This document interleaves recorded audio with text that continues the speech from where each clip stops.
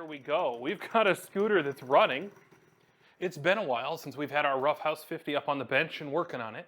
So I figure it's about time we get back to the Scooter Rescue project on our Roughhouse 50 here.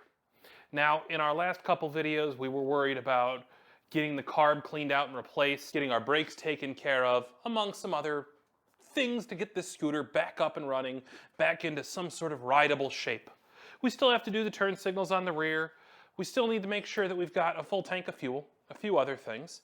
But what I'd like to do in today's video is drop the seat back into the scooter, get it out into the driveway, and take it for a rip. Now we're hoping it's going to work as expected.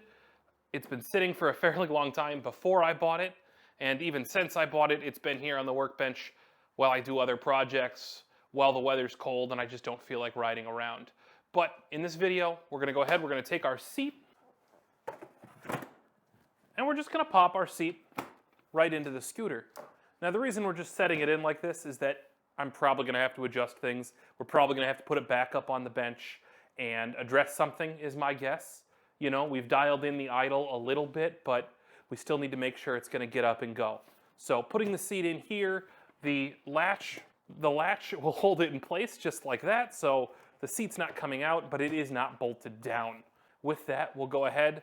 Let's see if we can even get it to start. I've had it on the tender for a little while, but we do need to make sure it's going to turn over. So, key in, ignition, kill switch, and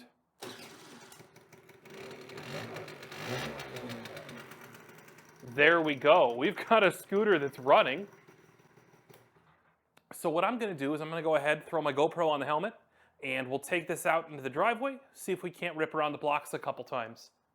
It is starting to get dark out, so may not be the best video in the world, but we'll see what we can do. And once we've got that done, we'll come back and talk about how the ride went.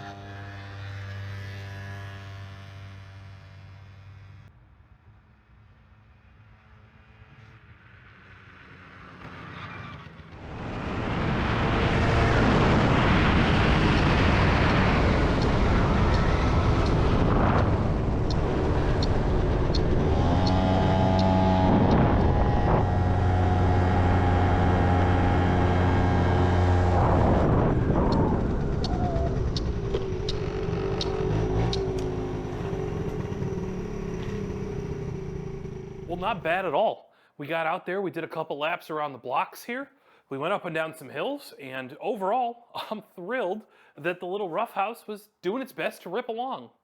Now, as you can see in the flyby video there, and I use flyby loosely, it does struggle going up the hills, and it doesn't help that I'm a giant shaved ape here, but feels like we're starving for a little fuel or something on occasion.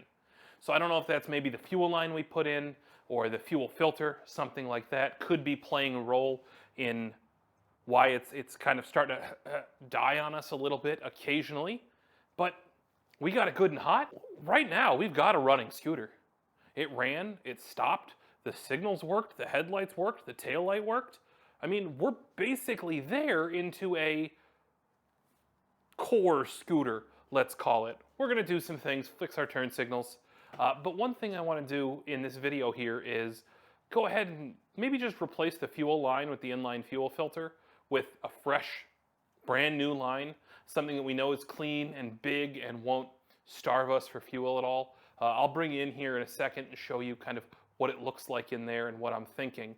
Take our seat out. Yeah, we made plenty of smoke on those first few passes, but as it started to run and get hot, I didn't see a ton coming out. I tried looking back as much as I could. You know, it's not like we're going terribly fast on our little 50cc scooters here. But for now, I think our big thing is going to be to swap out that fuel line and that fuel filter, get something fresh in there, and then go ahead and get our turn signals taken care of back here, and maybe start trying to clean up the externals of this a little bit. So what we're going to do next is come over, take a look at the fuel line and the fuel filter, talk about what it's going to take to swap that out, and we'll change those, and then we'll see if we get any noticeable difference in riding. But we'll do the rides again tomorrow or another day. Let's go ahead, let's take a look at what we're dealing with here, and then we'll get into changing the parts out.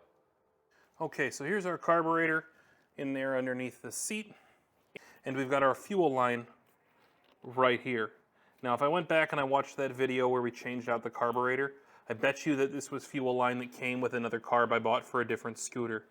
It's a very hard line. I mean, it doesn't really want to flex at all. We've got that filter in there, which is not full, but as I understand, these don't always fill up when they're just sitting there. It's when the scooter starts to run and the vacuum for the petcock opens that we should see some fuel come in. We're going to bypass that whole thing with some brand new fuel lines. So we'll disconnect it from the carburetor right up here. We'll disconnect it back here from the petcock, and then we'll run those fresh lines, or that fresh line I should say, into the scooter here, see if that helps us out.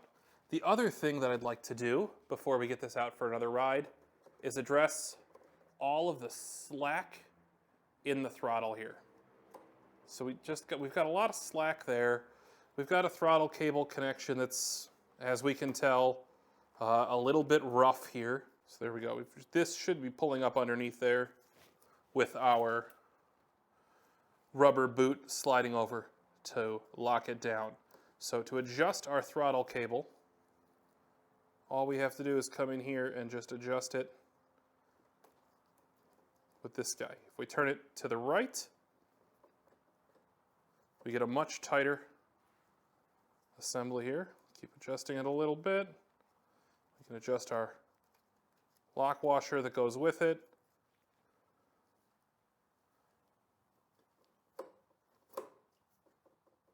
Now we've got a bit of a tighter, crisper throttle.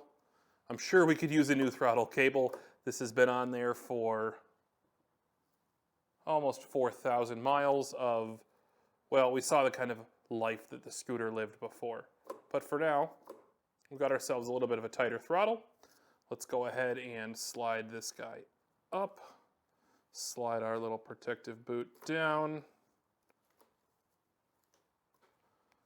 There we go. There's a tear in it there, so maybe that's not doing all that protecting, but we do have a throttle cable now. No slack in it. Let's come through and let's replace those lines and see if that helps the scooter rip at all. The other thing that I would like to do as I sit here and think about it is just drop our exhaust off the bottom of the scooter here. We've got the broken heat shield with the stud up there, but I just want to drop the exhaust off.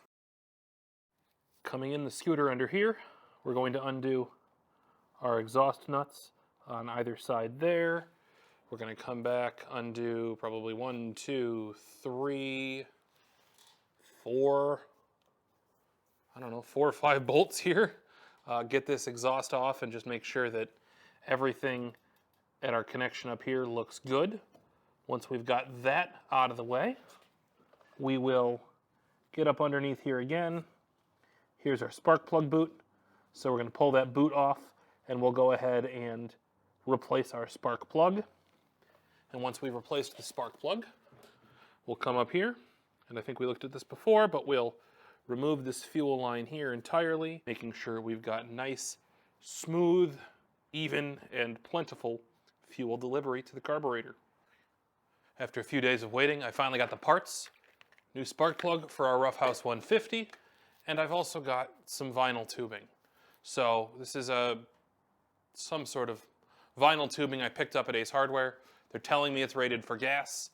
I wasn't entirely sure, so what I ended up doing was taking a small section and I just dropped it here in a little jar of gasoline. And so what I'll do is check on that in a few moments, make sure that it hasn't started to break down or get too cloudy or fall apart or anything. See if this is at least going to serve as a decent fuel line while we test bypassing that fuel filter and just running a big line from our petcock straight to our carburetor to make sure that's not what's called.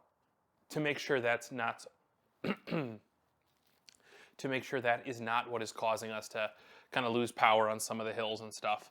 I know we've just got this smaller inner diameter. We've just got this smaller tubing in here that came from some Chinese parts I ordered.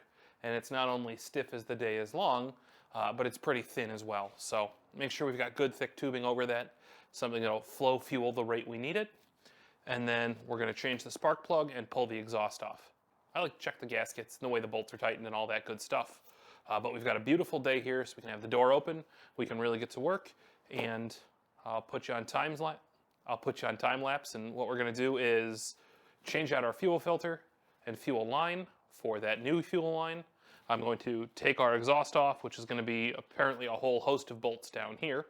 And then we're also going to change that spark plug out for a new one, just to be safe. So with that, let's go ahead and dive in. We